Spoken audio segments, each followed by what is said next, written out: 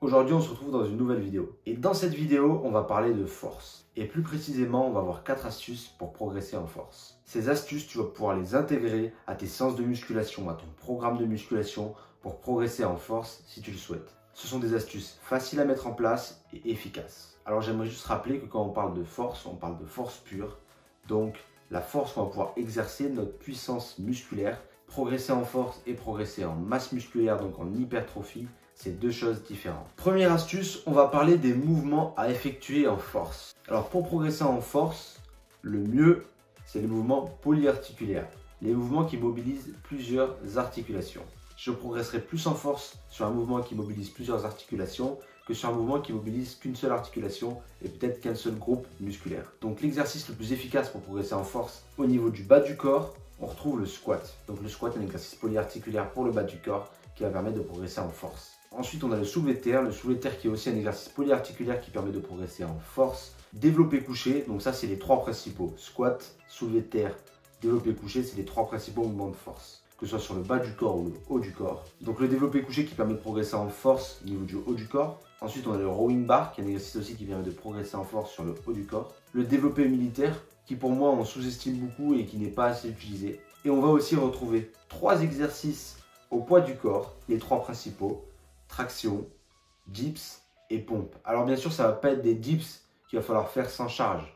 Bien sûr, c'est des dips lestés, des tractions lestées et des pompes lestées qui vont nous faire progresser en force. Donc non, pas la peine obligatoirement si on est débutant et qu'on veut progresser en force d'aller en salle de musculation dès le début. Ensuite, deuxième astuce. Pour la deuxième astuce, ça va être la charge d'entraînement. Donc c'est bien beau, on a ces exercices, mais qu'est-ce qu'on met comme charge dessus? Eh bien pour travailler la force, on va se baser sur notre 1RM. Alors c'est quoi le 1RM? Le 1RM, c'est une répétition maximale que l'on peut effectuer sur un mouvement de musculation. Donc par exemple, en squat, le 1RM, c'est une répétition avec le poids maximal que l'on peut mettre. Donc il va falloir essayer, sans se blesser bien sûr et en s'échauffant bien, de chercher son 1RM sur ces mouvements. Donc pour chercher son 1RM, c'est simple. On commence à s'échauffer, on s'échauffe bien 10-15 minutes sur le mouvement. Ensuite, on attaque, que ce soit barre à vide ou pour les tractions, les dips lestés à vide, sans poids. Et on commence petit à petit à mettre du poids, 10 par 10, 20 par 20. Forcément, au début, on ira plus rapidement sur les poids et à la fin, on diminuera même de 2 kg en 2 kg ou de 1 kg en 2 kg pour trouver son 1RM. Quand vous cherchez votre 1RM, n'hésitez pas à mettre énormément de temps de repos vers la fin quand vous arrivez proche de votre 1RM. Quand je dis énormément de temps de repos, je parle de 5 à 10 minutes. Donc maintenant qu'on a trouvé notre 1RM, on va connaître notre charge d'entraînement. Notre charge d'entraînement pour travailler en force, ça va être entre 85% et 100% du 1RM.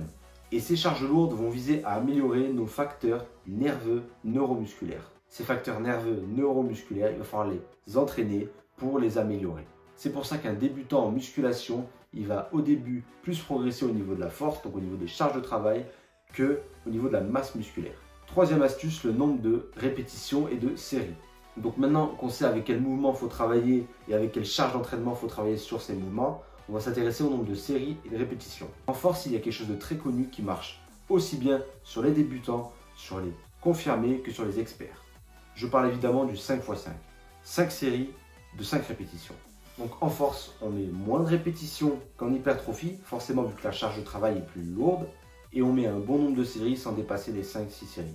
Alors bien sûr, ce 5x5 il peut évoluer, vous n'allez pas tout le temps vous entraîner en 5x5 sur des cycles de force. Ce 5x5 il peut se transformer en 5x3, en 4x2, en 4x3, en 6x3, il y a plusieurs variantes possibles. Quatrième et dernière astuce, la nourriture. Quand on fait un travail de force, ça demande énormément d'énergie à notre corps. Donc le but, nous, en mangeant, c'est de rendre au corps cette énergie qu'on a utilisée toute la journée ou qu'on a utilisée pendant nos séances de force. Quand on fait de la force, il va falloir manger suffisamment les nutriments nécessaires. Donc on parle des trois principaux, protéines, glucides, lipides. Les protéines, en manger en assez grande quantité pour pouvoir reconstruire nos fibres musculaires détruites après l'entraînement. Les glucides, le plus important pour venir redonner de l'énergie à notre corps, de l'énergie à nos muscles et à notre système nerveux qui a travaillé durant nos séances de force. Donc bien sûr les protéines qu'on va retrouver principalement dans la viande, le poisson, les glucides qu'on va retrouver principalement dans les pâtes, la pomme de terre par exemple. Et ensuite les lipides qui sont une très bonne source de graisse et ils vont permettre d'alimenter notre corps en énergie. On retrouve des lipides par exemple dans l'avocat, l'huile d'olive ou encore les noix. Donc voilà pour ces 4 astuces, mais j'aimerais quand même finir la vidéo par les erreurs à éviter pour progresser en force. Première erreur à éviter, trop de répétitions. Ça sert à rien de faire trop de répétitions puisque vous allez mettre pas assez lourd, donc vous n'allez pas travailler votre système nerveux, vous n'allez pas travailler en force. Deuxième erreur, ne pas mettre assez de temps de récupération entre vos séries. La force, ça touche au système nerveux, donc ça demande énormément d'énergie à votre corps. Donc il faut qu'il puisse recharger les batteries durant vos temps de récupération pour pouvoir être à 100% sur la prochaine série. La troisième erreur, je pense qu'on fait tous quand on commence la force, c'est d'être une brute. Alors oui, je vous l'accorde, la force c'est un sport de brute.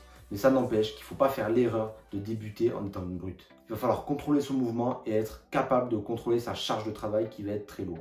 Et c'est comme ça que vous allez pouvoir éviter certains accidents et certaines blessures. Donc si avec toutes ces astuces vous avez envie de commencer la force, moi je vous conseille de faire un cycle de force de 3 à 6 semaines pour essayer dans votre année.